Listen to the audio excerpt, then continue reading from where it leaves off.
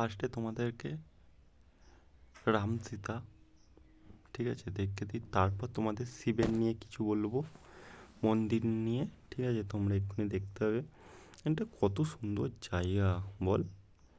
দেখো তোমরা এই মন্দিরে এসো,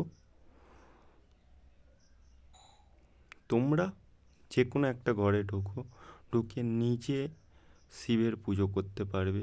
এখানে আছে 108টা মন্দির, ঠিক আছে। কত লোক আসছে, জল ঢালছে।